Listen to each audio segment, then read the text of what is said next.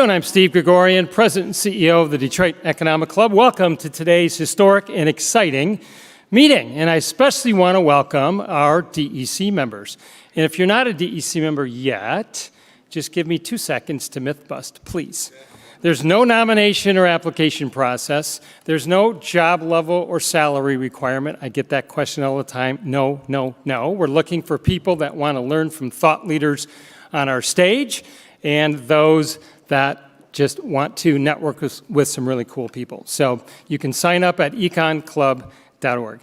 As we get started, do me a favor, just kindly silence your cell phone so we do not disturb the program. And of course, if you've been with us before, you know we always begin with a pledge of allegiance and a prayer. So I would invite you to stand and join me for the pledge. The flag is to my right. I pledge allegiance to the flag of the United States of America and to the republic for which it stands, one nation, under God, indivisible, with liberty and justice for all. And kindly remain standing as our invocation today will be delivered by Senior Pastor Randy Bolter from Christ the King Lutheran Church in Grosse Pointe. Pastor?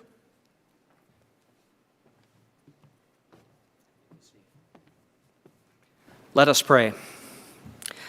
Merciful and gracious God and Heavenly Father, your Son, our Lord Jesus, teaches us to pray, give us this day our daily bread.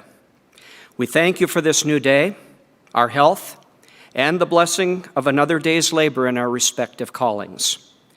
We pray today, bless those who need gainful employment in our state with meaningful and productive work, so that they too will be clothed and fed.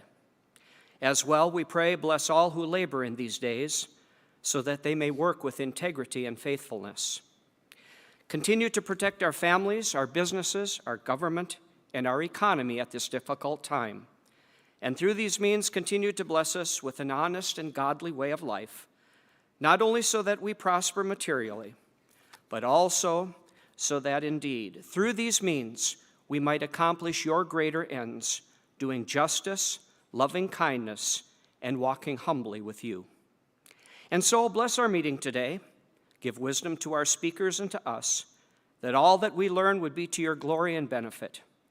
Comfort those among us who are ill and who cannot attend. And so guide our minds and hearts in our every endeavor here, for we ask with the sacred writer that you would never give us so much that we would ever forget you and your provisions, or give us so little that we would resort to evil, to wrest blessings from your hand or the hands of others. Hear us for the sake of Jesus Christ our Lord. Amen. Thank you, Pastor Bolter. You may all be seated, please. I want to give a couple of quick shout-outs. First, always to our sponsors and partners. We thank you for the generosity. We would not be here today. We would not be able to deliver programs like today's without the generosity of our sponsors and partners. So thank you. And secondly, thanks to our good friends and DEC partner, Detroit Public Television, for live streaming today's meeting. You already know, if you've been with us before, we love having high school and college students with us.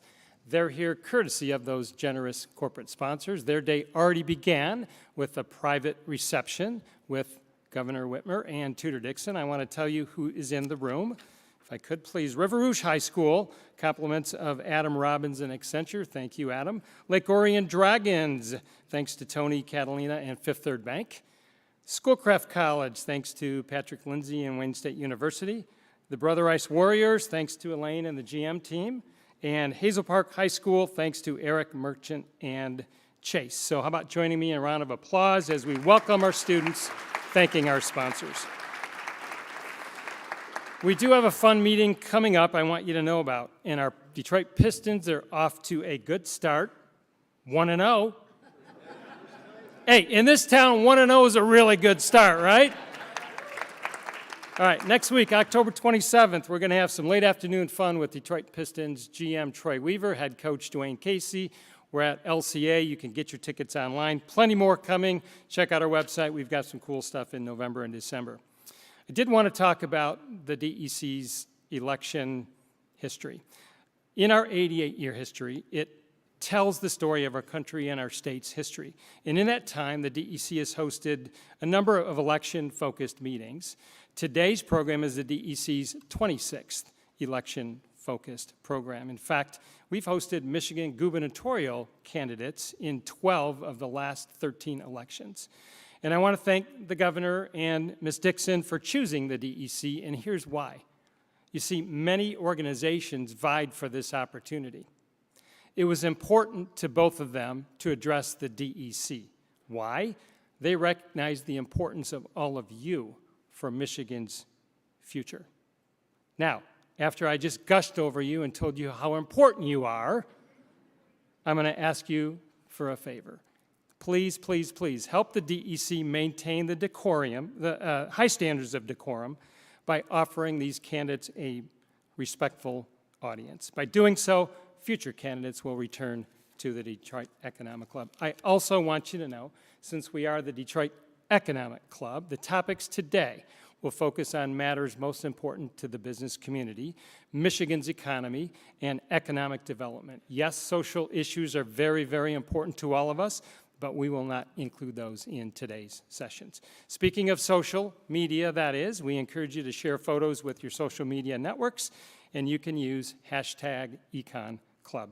And now, let's get this started. It is my extreme pleasure to turn this over to our moderator. You know her as a rock star for many years with Channel 7, then Detroit Public TV, and if you do not know by now, she recently joined WDIV Local 4 as an anchor and reporter, so please welcome my good friend and the DEC's good friend, Christy McDonald.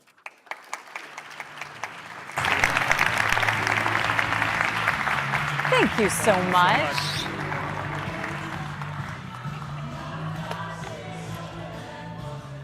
Not everyone gets the Eurythmics for walk-up music, so I appreciate it from the Detroit Econ Club. Good afternoon, ladies and gentlemen. I'm so glad to be here, and I really have the honor of moderating today's program, where you will hear separately from each candidate who hopes to lead Michigan as our governor for the next 4 years. But before I bring the candidates out and I start everything, I want to take a moment to share the program rules today so we are all on the same page. First, possibly the most important person in the room, say hello to our timekeeper, DEC Gold member J.R. Hassano from UBS Financial Services. Hi, J.R. He has the chimes, which we will put in action in just a couple of moments. But I want to give you just a layout of how this is going to go. The candidates will each be given a 2-minute opening statement. And then I will pose the same 8 questions to each candidate back to back. They have 2.5 minutes to answer each question. And then the candidates will each be given a 2-minute closing statement to sort it all out. We had a coin toss backstage to see who would go first, and our first candidate is Governor Gretchen Whitmer. Governor Whitmer is a lifelong Michigander. She is a lawyer, an educator, a former prosecutor, state representative, and senator. The governor has devoted her life to building a stronger Michigan for everyone. But the most important title that she boasts is a proud mom to 2 daughters and 3 stepsons. Please give a warm Detroit Econ Club welcome to Governor Whitmer.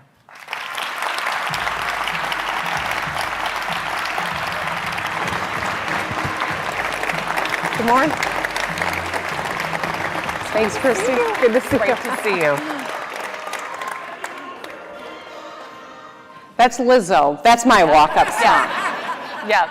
But I did recognize the Eurythmics, Thank and I you very appreciate much. it. Thank you. I'm so glad to be here again with all of you. I was here 4 years ago. It was a great conversation. I think it's really important that the Economic Club is working very closely with every administration. Our fates are aligned, right? They are intertwined, and that's why, as governor, we have stayed focused on really building the foundation to take Michigan forward.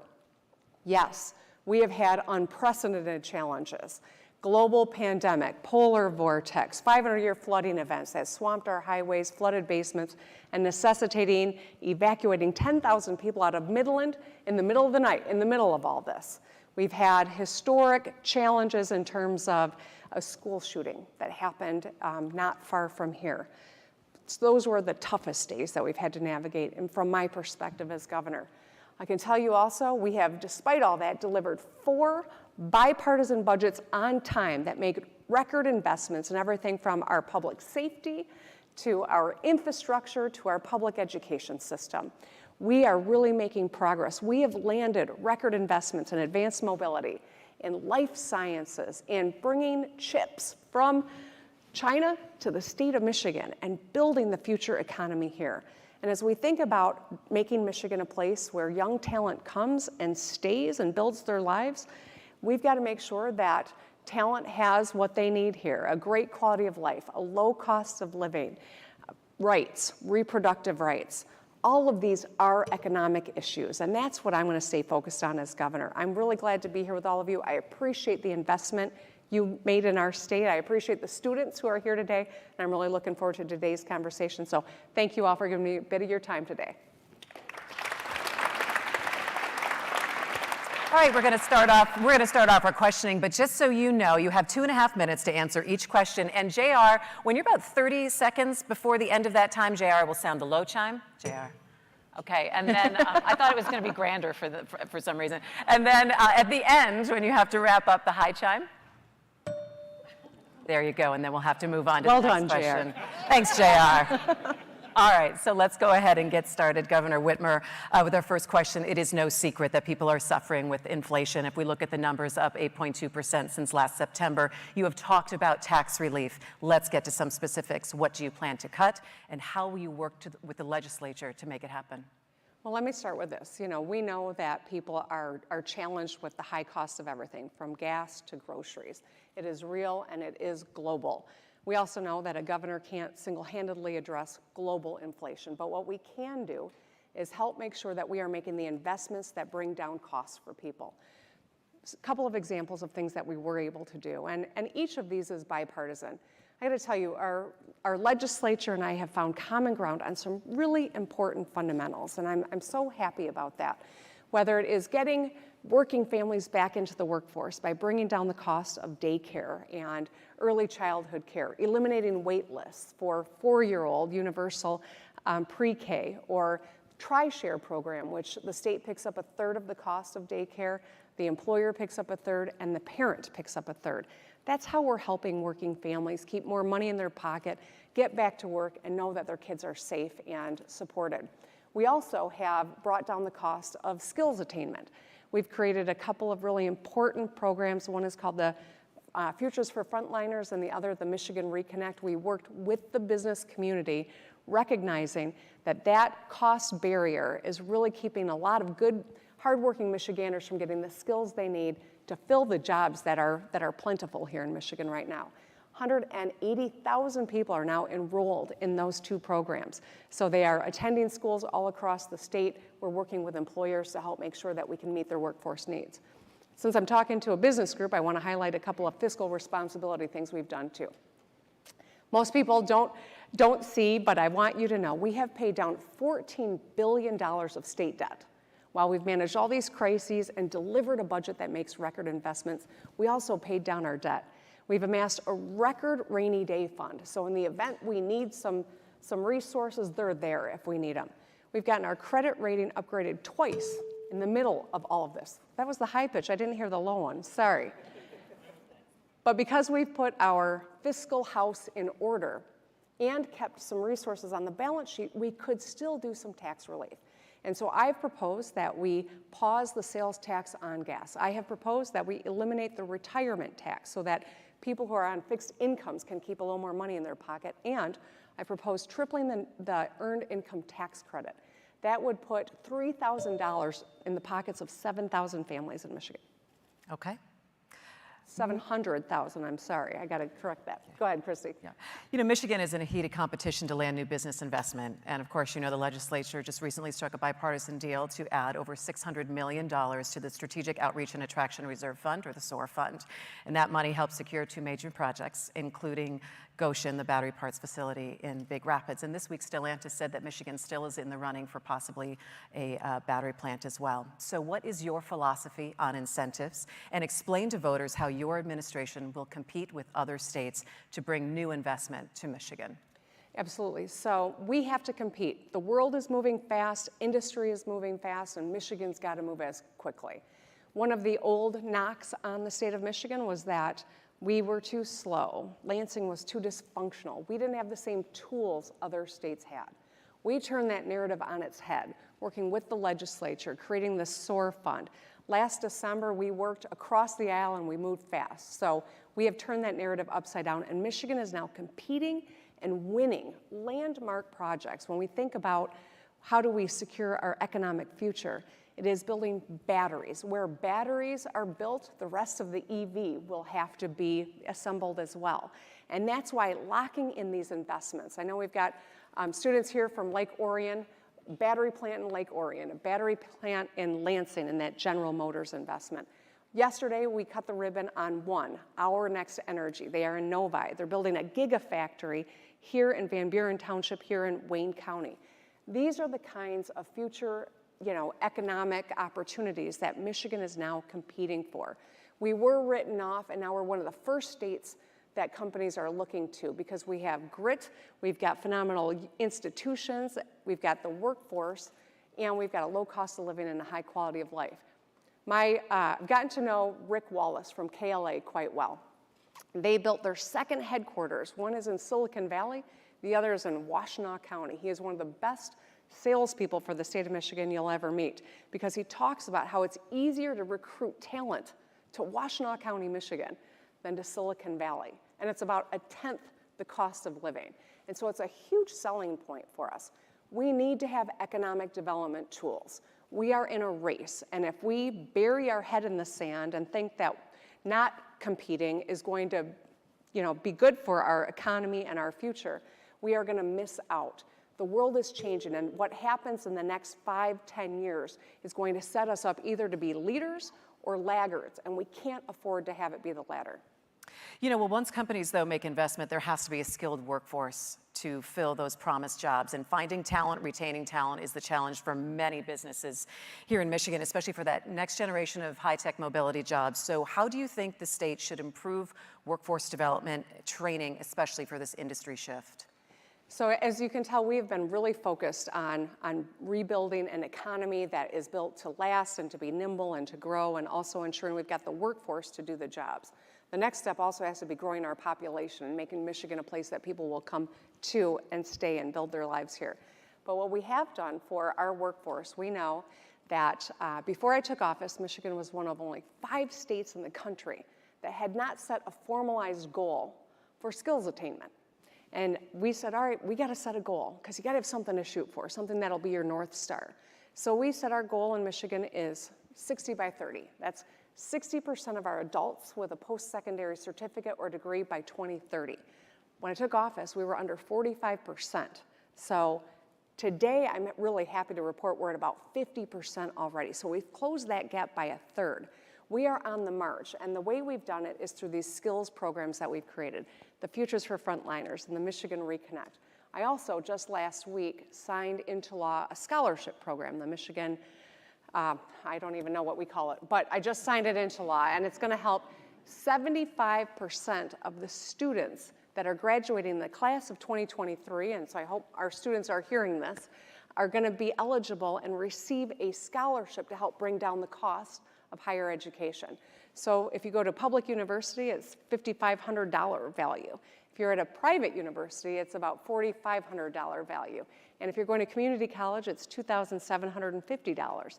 This is how we can help make skills more reachable and attainable for young people who want to pursue getting those skills to get into the workforce. So I think that these are ways that we work with these employers who are growing in Michigan or relocating to Michigan to meet their workforce needs. Upskilling our adults, which is that 20 by 30 goal, and also making sure our young people have a path into these skills that doesn't put them in debt for the rest of their lives. All right, well, let's get into a little bit more detail about education, and the numbers are tough. According to Kids Count, Michigan ranks 40th in the country. We're 39th in 4th grade reading, 33rd in 8th grade math, and a new report out this week said attendance rates for schools have dropped below 90% for the first time in 5 years. So what are your plans, including policies, spending, governance, and also teacher training and retention to change the trajectory of success for K-12 in this state? Yeah, so I will tell you, I am a 5th generation public school. Well, I'm 4th generation, but 5 generations of my family have attended Michigan public schools, and so I include my daughters. I've got parents and grandparents who taught in our public schools, and so this is personal. I know that a Great public education is what levels the playing field for students in every community of every walk of life. And that's why we've had such an important focus on public education. We made the biggest investment, which was long overdue, so that we can improve outcomes for our students. We closed the gap. For decades in Michigan, wealthy areas got more dollars to educate their students, and districts with fewer resources got less. And it flew in the face of the science, which would tell you if you're going to level the playing field, it actually should be opposite, making a greater investment in kids who are in poverty to level that playing field. So what we did was we made an investment to close the gap. Now, 4 governors before me tried to do it. We got it done in the last couple of years. That's equality. Equity is putting more resources into kids who are at risk or special needs or English language learners. Programs like CTE programs, career tech, so we can make sure that kids see what all their options are.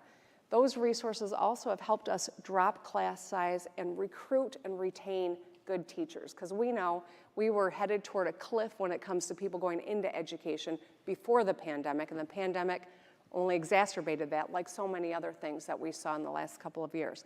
And that's why these resources are so important. But our goal, our North Star in this space needs to be making Michigan a top 10 state in literacy. Individualized tutoring, which is what I've proposed and what we have the resources to do. This is the next piece of the agenda that we all, I think, need to rally around to make sure we're successful. Because if we get our kids to be fully literate by 3rd grade, it dramatically improves their outcomes and their graduation rates and their success rates. And moving along those lines, we know that not every student is on a college path, but we do know that having a higher degree makes for a more economically robust population. Less than 32% of Michigan adults have college degrees. And Michigan's investment, though, in higher ed has also lagged since it was drastically cut over a decade ago. So what are your ideas for increasing access to higher education and making a degree more affordable?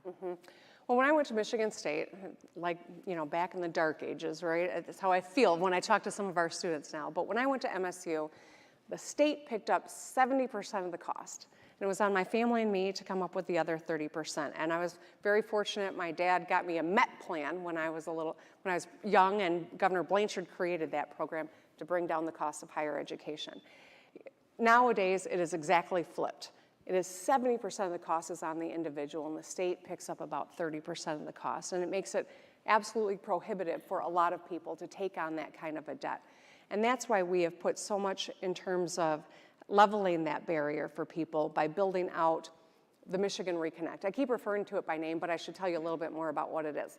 So Tennessee had this great program called the Tennessee Reconnect. We studied it with the business community, Republicans and Democrats together, and said, okay, this is a good idea, but let's make it a little bit better, and let's make it a Michigan-based program. And so we built the Michigan Reconnect, bipartisan effort, and this has given 180,000 people a path to get skills tuition-free.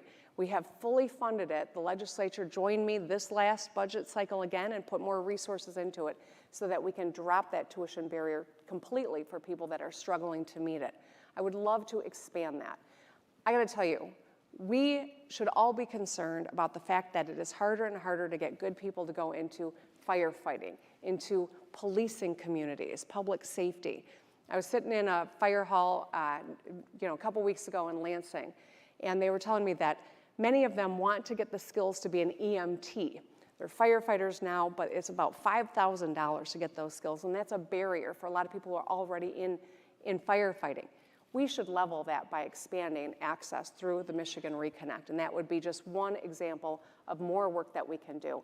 But I talked about the scholarship program. That's another way. All right, well, we talk a lot about big business and holding on to dominance in the auto industry, but let's go ahead and take a look at small businesses that are really suffering now from higher prices and a lack of workers. So how will your administration help small business growth here in Michigan? So one of the good metrics that I see as we look at our economy is that we are seeing the fastest small business growth in 23 years. So it's not just post-pandemic. This is a snapshot of almost a quarter of a decade. Fast small business growth. Michigan's considered a top 10 state for new business. We also have the #1 economy in clean energy job growth right now in the country.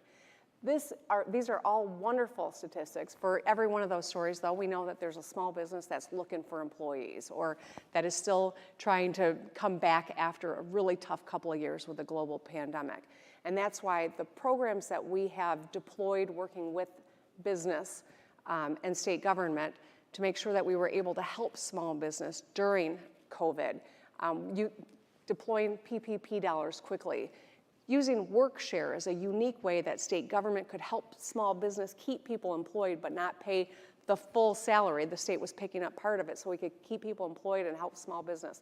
These were creative things that we did to help small business weather what was the most unimaginable set of challenges with regard to a 100-year pandemic.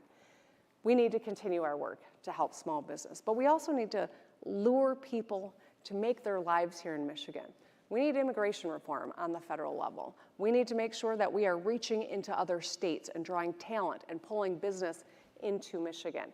One of the things I'm really excited about the prospect of is if we enshrine reproductive rights into law here in Michigan, I want to go into Indiana and Ohio and start stealing headquarters and cultivating talent. Go to Purdue and talk to every woman engineer, as well as Ohio State, and bring them to Michigan, where you can have full rights to make your own decisions about your health and your body, and a great job. I think we're going to have a powerful story to tell, and I'm really excited about telling it and growing our population to help meet those workforce needs. Well, and that goes right into my next question, which is Michigan's population is a concern. We've been growing since coming out of the Great Recession, but it's taken a turn. We lost a congressional seat after 2020, and now a new annual census estimate that came out in June has the state losing population for the first time in a decade. How do you plan to address population decline and create a growth atmosphere for the state? And in your answer, please include ideas, policies, and plans for infrastructure when we talk about roads and clean water. Oh, you want to talk about roads? Okay, great.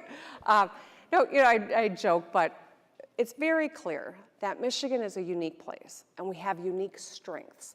When you look at COP26, the global climate conversation that happened in Scotland last year, the place to be in North America is the Great Lakes.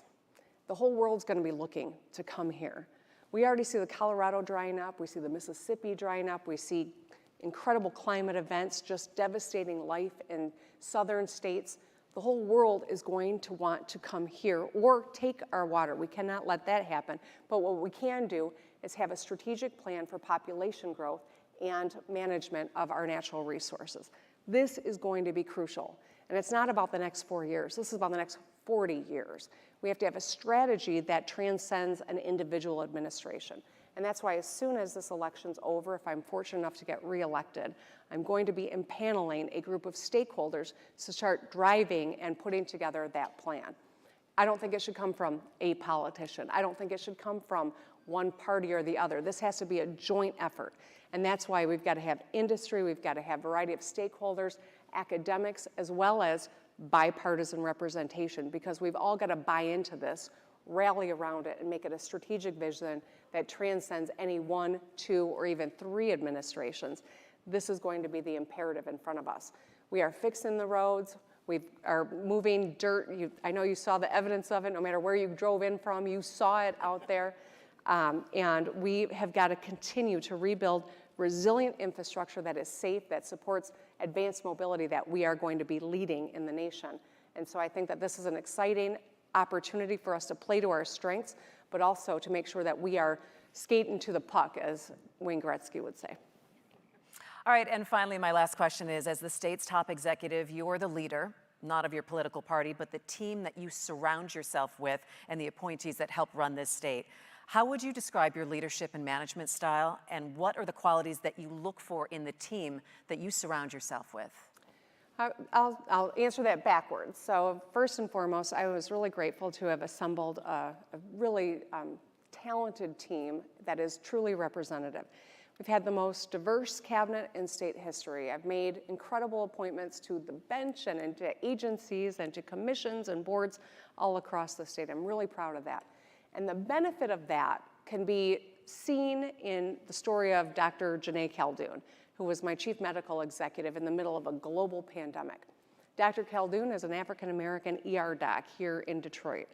She was the one that was looking at the data when we saw the incredible toll that COVID was wreaking on Michigan, Southeast Michigan in particular. Our hospitals were filling up. She knew because she was working in them. She saw the dramatic impact it was having on the African American community. And because she was in an empowered position at the seat of state government, she's the one that said, we've got to take action right now. 40% of our deaths in the early days of COVID were African Americans. 14% of our population is Black. And so she saw that discrepancy and said, we got to transition and do outreach and education and create opportunities for people to get treatment and information. And so I just use that as one example of why diverse, empowered, talented people are really important to the common good. She taught me a lot. She was a critical advisor to me.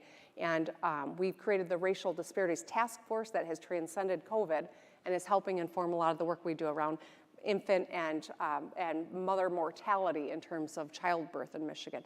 Our work around sickle cell, our work around bias training. These are all really important issues that perhaps an administration that didn't value diversity and representation and talent might not have benefited from that. And I'm proud of that. But I think it's important to always recognize I don't do any of this alone. There's an incredible group of people that has stood by my side and helped inform my work. And I would absolutely include so many of you in here who were counsel as we were making really hard decisions when lives were on the line in a global pandemic with a new virus we didn't have a lot of information about. We moved fast. Studies show we saved lives. We worked together. And I think we're in a stronger position as a state because of it. All right, Governor Whitmer, that ends my questions. You get your 2-minute closing statement. That was fast. Okay. Well, thank you. I am so glad to be with you, Christy. I appreciate your work, and I appreciate all of you making time to be here with the Detroit Economic Club. Thank you for hosting this every cycle. I think it is really important and valuable. This is an important election coming up. We have really laid the groundwork to take Michigan to the next level. I will work with anyone who wants to solve problems. I don't care about the politics, I don't care about geography, I don't care about where they come from or what their life experience has been. If you're focused on solving problems, you're gonna find an eager partner in me. We have made tremendous amount of progress. Right now, the question is gonna be, are we gonna put our foot on the gas or are we gonna go backward? I say, let's move forward in a way that is equitable, creates opportunity for all, and strengthens our economy and makes Michigan a great place that can grow and that can solve the world's problems. And so I thank you for your time today. I thank you for your investment in our state and the work that you do every single day. And I'm excited about the prospect of continuing to work with you for 4 more years. Thank you. Ladies and gentlemen, Governor Whitmer. All right. Thanks, Christy. It's good to see you. Thank you. Thank you.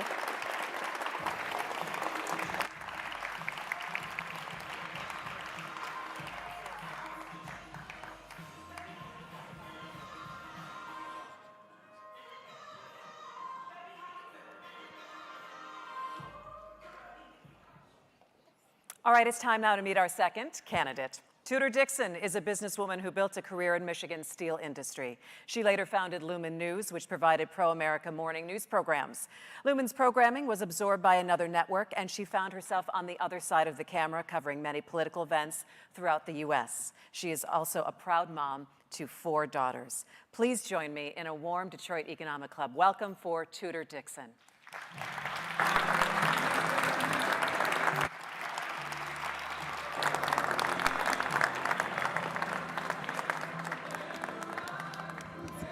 Thank you. It's good to see everyone. Just to tell you a little bit of the time rules, you will get a 2-minute opening statement, but I want to tell you about the chime system. Each question I have, you get 2.5 minutes to answer. And with 30 seconds left in that answer period, JR will do the low chime. And then when your time is completely up, he'll give a high chime as a reminder. Okay. And we will have to move on. Okay?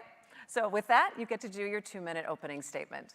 Well, thank you. Thank you so much for being here and moderating. And thank you to the Detroit Economic Club and all of you, especially the students, for being here. It's always exciting to see young people involved in the political process. And as many of you probably know, that's a big passion for me. So let me tell you a little bit about who I am. I am a mom of 4 school-age kids. I'm a wife, and I'm a cancer survivor, and I'm also a worker. I spent much of my career in manufacturing on the shop floor of a steel foundry, and that's my passion for this state, is those small businesses that we've seen decimated in the past 4 years that we want to bring back to the state of Michigan. My reason for running for governor is, quite frankly, we've been disappointed in the last 4 years. As you heard earlier today, we're looking at 40th in the nation for education right now. That's devastating for the students that are in the room right now. But we know that we are coming off of a pandemic and a crisis, so we have to get our kids back on track. It's so important to me, having 4 school-age daughters, that we are able to do that and forge a family-friendly Michigan for the future. We have opportunities right now because we have money to make sure we have a solid tutoring program to get our students back on track. We also have money to make sure that we focus on safe communities. That's key for the state of Michigan. As you've seen crime rise in the state of Michigan, you've seen population leave the state of Michigan. Also something I heard you talk about earlier. We want to bring population here. We want to make sure our kids have a great education. We want to make sure that they are either seeking out a trades career or a college education, and that we're helping them to do that. And we want to make this the best place to do business in the country. We want to support our small businesses and our large businesses by making sure that we are reducing regulations by 40% in the state of Michigan. One of the reasons businesses go elsewhere is they tell me it's just too difficult to do business in Michigan. It won't be under a Dixon administration. All right, let's go ahead and get started with our questions. It is no secret that people are suffering with inflation, up 8.2% since last September. You've talked about tax relief, so let's get to some specifics. What do you plan to cut, and how do you plan to work with the legislature to achieve that? Well, as you know, the legislature has brought several tax cuts to the governor in the last 4 years. First and foremost, personal income tax. I want to make sure that we get as much money back into the pockets of the people as we can, especially as we're seeing inflation rise in the country and definitely the state of Michigan. We've talked about reducing the income tax over time, a responsible reduction of the income tax until we can phase it out completely. We know that the legislature has already presented 2 opportunities to the governor to reduce that income tax. I would want to do that right away, get to that first reduction. We also know that the legislature has offered other ways to get money back into the pockets of the people that have been vetoed by this governor. Options for child tax credit, which is so important to families right now. Options to have a gas tax holiday. That's something that we need to look at in the state of Michigan immediately. Michigan has some of the highest gas prices in the entire country. This is the moment to say, what can we do with a surplus to make sure we're getting money back into the pockets of people and businesses? Because as gas increases, the cost to move product increases. So we're seeing product pricing increases, whether you are a consumer, a manufacturer, a farmer, just to move the products to your facility, it's more expensive. We need to make sure that we're reducing those prices. One of the best ways to ensure prices don't go up for energy is to make sure that we preserve Line 5. That's something that you've heard the governor talk about, wanting to close down Line 5. The Attorney General has a lawsuit out there right now trying to close down our pipeline. That would be catastrophic for folks in the state of Michigan.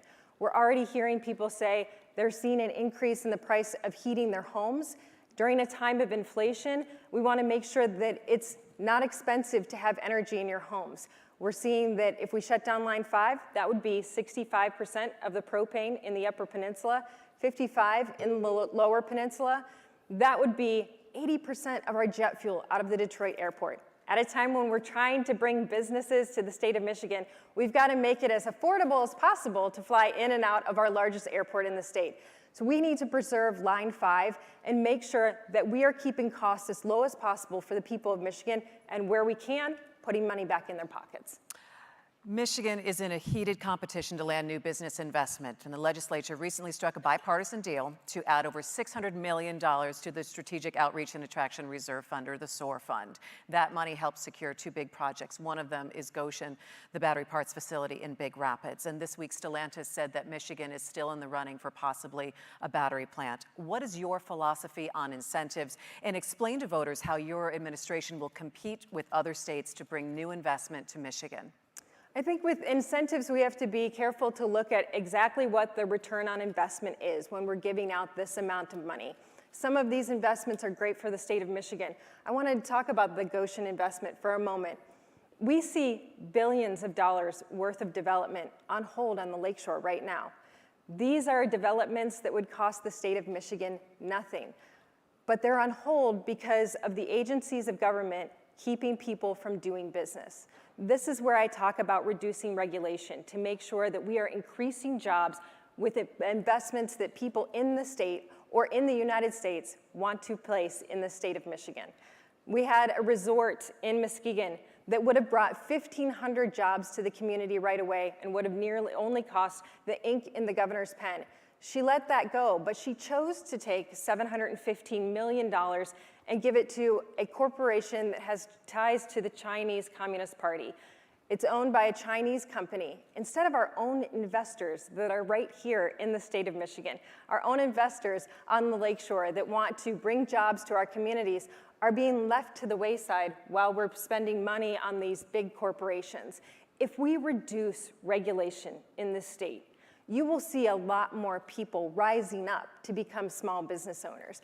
You've just seen the numbers. We've lost more small businesses than almost any other state, only tied with New York for the number of small businesses that we've lost in the state of Michigan. It's difficult for those businesses to come back when the regulatory state is such that we have billions of dollars worth of investment on hold for months at a time. The majority of people who want to start a small business can't wait months for agencies to come into play and say they're going to move. When I talk to some of those big companies like Ford and Stellantis, our big auto companies, they say you have to understand that we're in a race right now. We're in a race with all of the other automakers, and Michigan's not in that race with us. We can cut through the red tape in Kentucky and Tennessee and be breaking ground in 60 days. In Michigan, it's taking us 8 to 12 months. That's what we need to stop right away. Make Michigan business-friendly again and be a partner to businesses, whether they are big or small, and we will bring more businesses to the state of Michigan. Once companies do make an investment here, there has to be a skilled workforce to fill those promised jobs, and finding talent and retaining talent is really the challenge of many businesses here in Michigan right now, especially for that next generation of high-tech mobility jobs. So how do you think the state should improve workforce development training for this industry shift? It's really crucial. Our core competency seems to be falling by the wayside in the state of Michigan, and we've been working hard to get that skilled trades back. There's the opportunity to get kids into skilled trades, to get kids into a college or a university, but how do we start earlier in their career? When we look at sixth graders going in, we can start talking to them about the different opportunities for careers and then bring that into the high schools. Have dual enrollment. Give children the opportunity to learn what it is to have a career at the same time as getting a high school degree. This is what other states are doing. If you look at the fact that we've lost population and you look at where that population is going, it's going to red states. You see people leaving and going to Tennessee. You see people leaving and going to Florida, going to Texas. In fact, even our big businesses that I talk to who are planning to leave the state are going to places like Texas and Florida. I talked to the governor of Tennessee, and I said, why are you getting so many people here? Other than the fact that they have no personal income tax, what else is the draw? He said, we have a great workforce. Because when I became governor, I put a vocational or a tech school back in every high school. I made sure that every kid that wanted to was able to learn at the same time what it was to have a career in the tech or the trades industry while they were getting their college degree. We can also improve our apprenticeship programs. When kids get out of high school, when our students get out of high school, and they want to learn more, make sure we have an apprenticeship program where our students can not only learn, but make money at the same time. So they're not at a disadvantage because they're learning. They can be doing on-the-job training while getting a salary. It's so important for the state of Michigan. And look, no matter what industry you're in, it's changed a little bit. Whether you're in a manufacturing facility, whether you're in a machining shop, you are looking at a technical degree. These are things where you have to learn high tech, learn with computers. But even agriculture is the same. We're now using equipment that is programmed by computers. We are now looking at our dairy facilities and moving the flow of our milk products, our dairy products, through computers. We have to look at the state of Michigan and say we have to become more tech savvy and prepare our students for the future, and our businesses will have a workforce. Well, this really moves into the next question on education, and the numbers are very tough here in the state of Michigan. According to Kids Count, Michigan ranks 40th in the country. We're 39th in 4th grade reading, 33rd in 8th grade math, and a new report out this week says attendance rates for school have dropped below 90% for the first time in 5 years. So what are your plans, including policies, spending, governance, and teacher training or retention, to change the trajectory of success for our K-12 system? We've seen quite an investment in education, and yet the numbers are still very low. That, as I said in my opening statement, it's one of my reasons for wanting to run for governor, is to make sure that there is no wrong path for any student, but also to make sure that our teachers are at the same rate they should be compared to other states. And right now, our teachers aren't being paid well enough. But we can make sure that that money that is going into our schools is going directly to our teachers to make sure teacher pay is equal to our surrounding states, and we can recruit more teachers in. But when you talk about bringing teachers to the state of Michigan, we have to talk about those fundamentals that we need, and that is improving our education system so that people want to come here. That is improving the safety of our communities so people want to come here. When we talk about bringing anyone to the state of Michigan, these are all crucial. But education is key right now. You see not only what you said about our rate of education, but we're losing students in our public school system as well. So where are they going when our students are leaving public school? Some of them we haven't identified where exactly they are. We have to make sure that they have a great opportunity to go to school, no matter whether it's public school or charter school or private school. I want to make sure that we're funding our students instead of our systems. Make sure that dollars are following the child, and get our children back on track from a crisis in education. You see these numbers, they've quickly gone down. We were 38th in the nation, now 40th. But what we're seeing is the trend is taking us toward the bottom 5 states in the nation. We want to be in the top 10 states in the nation. And we've seen other states do this. Florida, for example, was in the bottom 10.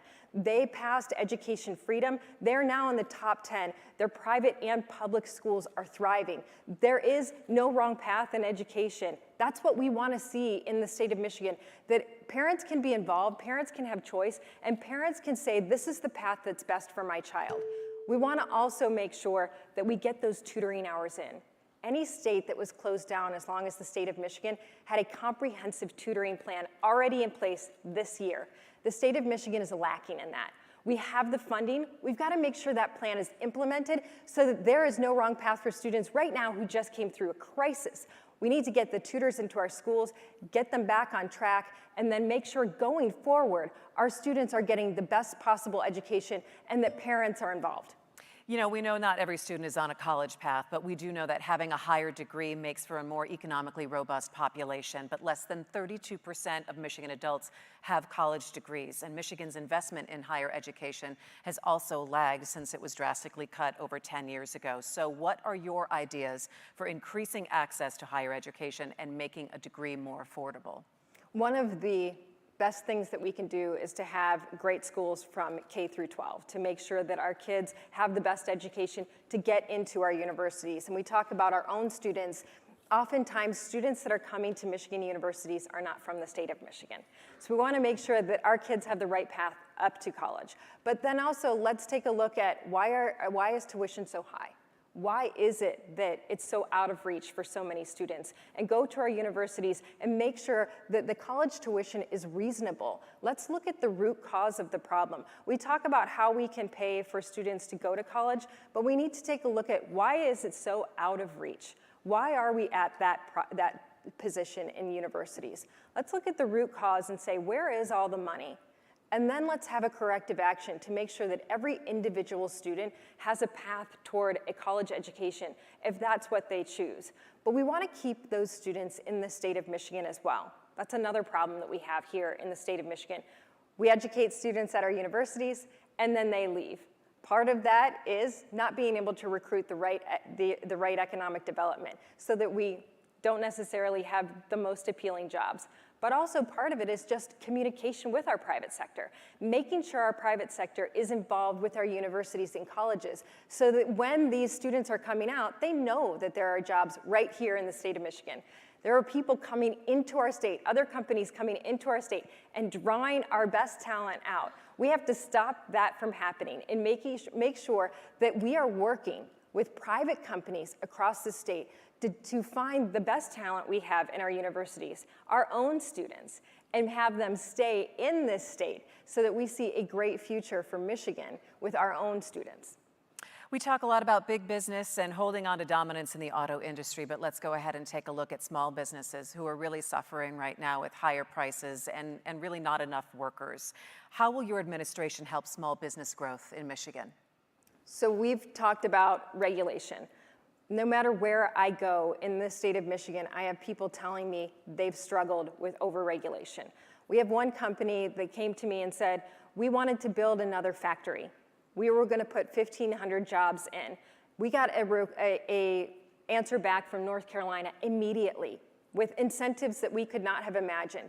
But our roots were in the west side of Michigan. We wanted to stay on the west side of Michigan. And so we bought a piece of property. We worked with the state of Michigan, and we went to break ground. After spending all the money for the permits, and it's expensive, after working through all of the systems to get the licenses, and that's expensive, we were ready to break ground. We went out to break ground, and the environmental agency came out and said, this 100-year-old farm has a cattail in the middle of it. You're now on a wetland. They had to spend hundreds of thousands of dollars in legal fees to try to get that reversed and then break ground. It took them an additional 8 months. They said, that's the last time we'll do business in the state of Michigan. If that's a company that was going to put 1,500 jobs in, imagine what it's like for our smaller businesses to try to get through the processes of permits, licensing, breaking ground, environmental agency. All of these processes are too difficult. That's why right off the bat, we want to start reducing regulations. In the first 4 years, reduce regulations 40%. When I talk about that, I'll say even we have a woman who has a shop where she can braid hair. She wants to be able to wash hair and expand her business. But to go get the license to wash hair, it would be too expensive and too time-consuming for her to take that time away from her business. And so she stopped from expanding her business because of a licensing process. But the last time I checked, most of us know how to wash hair. There are a lot of regulations that don't make any sense in the state of Michigan that are preventing our small businesses from expanding. But over and above that, it's keeping costs down, keeping our energy costs down. Again, I'll go to line 5.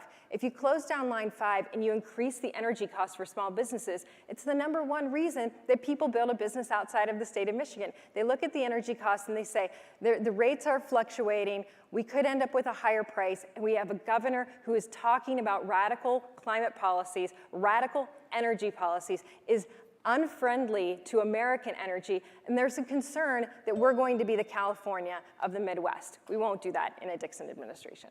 Let's talk about Michigan's population, which is a concern. We had been growing since coming out of the Great Recession, but it has taken a turn. We lost a congressional seat after the 2020 census, and a new annual census estimate that came out in June has the state losing population for the first time in a decade. How do you plan to address population decline and create a growth atmosphere for the state? And please include plans for improving infrastructure from roads to clean water. Sure. Oh, it's one of the top things I have people say when they drive across the border. We didn't even need the Pure Michigan sign up because we drove across the border, we drove right into a pothole. We knew exactly where we were right away. Infrastructure is key. Sadly, infrastructure is key. We were told that was a focus of the last 4 years. But when you see a budget that's gone up $15 billion over a 4-year period and infrastructure wasn't a top priority there, you have to question whether or not that was a top priority for this administration. So we have an opportunity to make sure not only we're taking our roads from this poor condition to fair or good condition and have that in the budget, but we can also look toward the future and work with the legislature to say, what can we do to make sure that going forward we have safe and secure roads and a good infrastructure for business and population?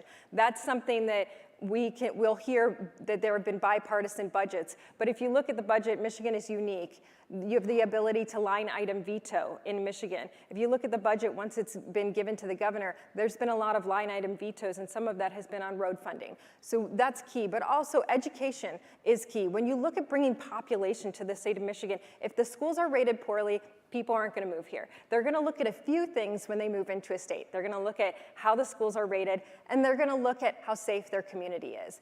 Oftentimes, if you look at the safety of our communities right now, you would be horrified and it would scare you away. We have 4 of the top 20 most dangerous cities in the country. One of them is our own capital city. That's a deterrent for people to come to the state of Michigan. So we have a plan, a safe state plan, to put $1 billion new of funding into policing to make sure we reduce crime and we recruit and retain more police officers, build police officers up from our existing communities, make sure that career, that our law enforcement officers know they are supported by state government, that they will also be able to be supported by their own community. So for us, for my administration, it is key that we make it that you have no wrong path in education, that our schools are highly rated, that our cities are safe, our communities are desirable to live in, and that it's easy to create your own business and bring back the American dream to the state of Michigan. So that people look at the state and they say, wow, this is really the state that's thriving in the Midwest.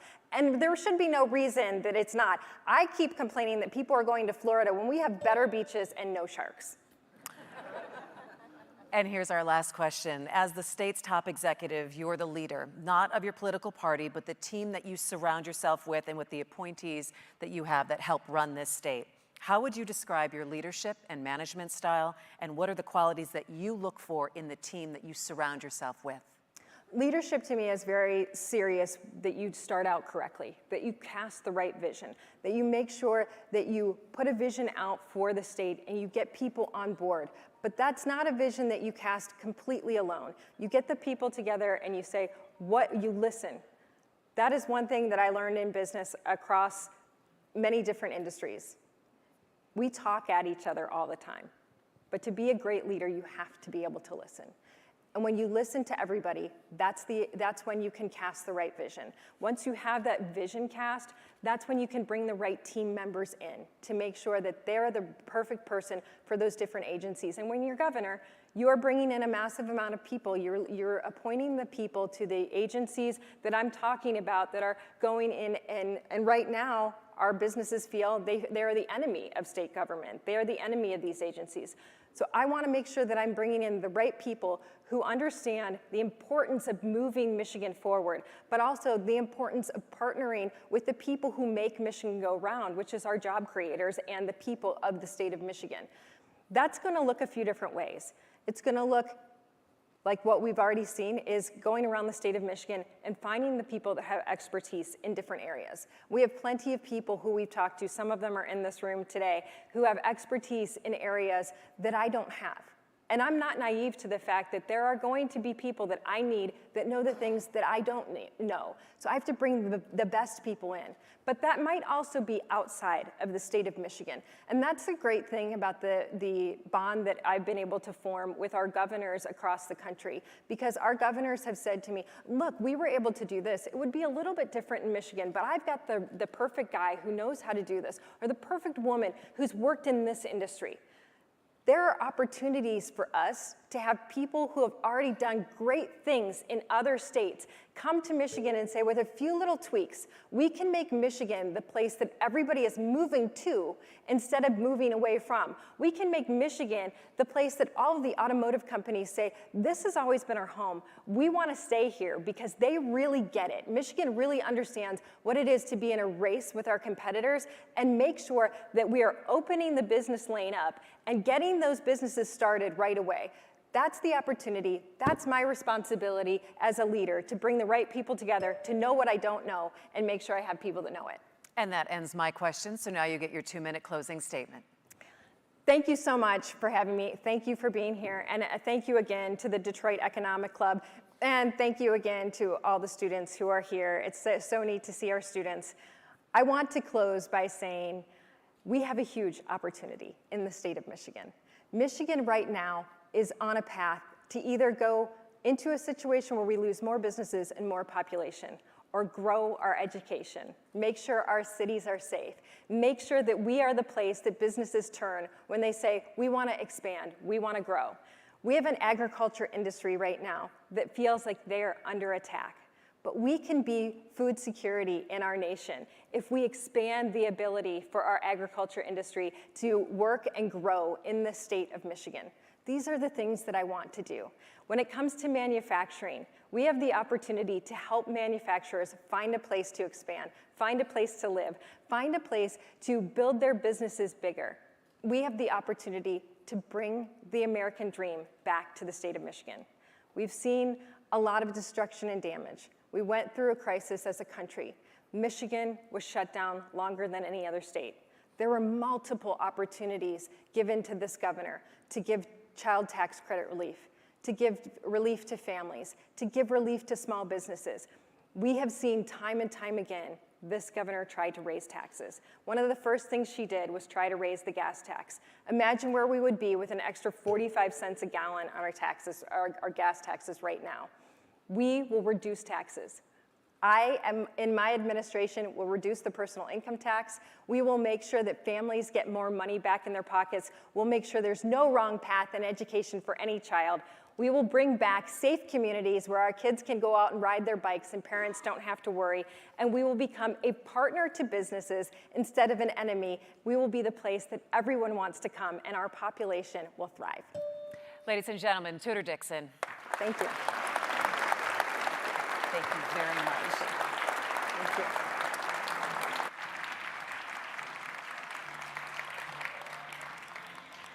Thank you for your time and attention, and that will conclude my part of the program. And remember that you have a job to do on November 8th, and that is to vote. Steve, I'm going to bring you back up. Well, we've got a lot to discuss at lunch, but before we break for some lunch, a couple of quick thank yous. First of all, thank you to Governor Whitmer and to Ms. Dixon for spending their time with the Detroit Economic Club. I also want to say, Christy, thank you so much. You are a pros pro. You're welcome back here anytime. Thank you. And how about our timekeeper, right on time, JR? Way to go. And of course, thanks to my terrific Detroit Economic Club team and the Motor City team. You guys were phenomenal, so thank you. So ladies and gentlemen, and a big thank you to you for investing your time. Again, it's so important to have you part of the political process to help us with defend democracy. So we invite you to join us immediately right outside those doors in the ballroom for a strolling lunch, and tell your friends and colleagues to join the DEC. You can't find a better group of people. So on time, every time, this meeting of the Detroit Economic Club is now adjourned. Enjoy the lunch.